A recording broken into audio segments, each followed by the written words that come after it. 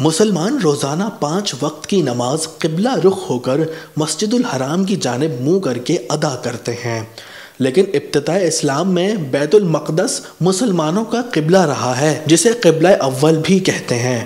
پھر نبی اکرم صلی اللہ علیہ وآلہ وسلم کی آرزو کے مطابق اللہ تعالیٰ نے مسجد الحرام کو مسلمانوں کا قبلہ بنا دیا۔ دراصل یہودی اور عیسائی بیت المقدس کو اپنا قبلہ سمجھتے تھے، جبکہ مشرکین مکہ اور کفار کعبہ کو قبلہ سمجھتے تھے۔ جب مسلمانوں پر 5 وقت کی نماز فرض ہوئی تو حضور صلی اللہ علیہ وآلہ وسلم مقام ابراہیم کے سامنے نماز ادا فرماتے تھے، جس کا رخ بیت المقدس کی طرف تھا۔ اس طرح آپ صلی اللہ علیہ وآلہ وسلم کے پیش نظر دونوں قبلے رہتے تھے۔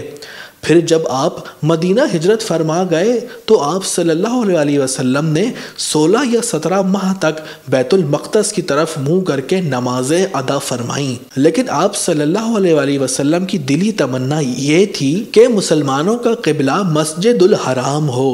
چنانچہ ایک روایت کے مطابق آپ صلی اللہ علیہ وآلہ وسلم نماز کے بعد اکثر اپنا چہرہ مبارک آسمان کی طرف اٹھا کر دیکھتے اور دعا مانگتے تھے۔ پھر ایک دن سورہ بقرہ کی یہ وحی نازل ہوئی۔ ترجمہ: ہم آپ کے چہرے کو بار بار آسمان کی طرف اٹھتے ہوئے دیکھ رہے ہیں، اب ہم آپ کو اس قبلے کی جانب متوجہ کریں گے جس سے آپ خوش ہو جائیں۔ آپ اپنا منہ مسجد الحرام کی طرف پھیر لیں اور آپ جہاں کہیں ہو اپنا منہ اس طرف پھیرا کریں۔ اہل کتاب کو اس بات کے اللہ کی طرف سے برحق ہونے کا قطعی علم ہے اور اللہ تعالیٰ ان اعمال سے غافل نہیں جو یہ کرتے ہیں۔ حضرت ابن عباس رضی اللہ تعالیٰ عنہ بیان کرتے ہیں کہ قرآن میں قبلے کا حکم پہلا نسخ ہے۔ حضور صلی اللہ علیہ وآلہ وسلم نے مدینہ کی طرف ہجرت کی۔ یہاں کے اکثر باشندے یہود تھے۔ اللہ تعالیٰ نے آپ کو بیت المقدس کی طرف نمازیں پڑھنے کا حکم دیا۔ یہود اس سے بہت خوش ہوئے۔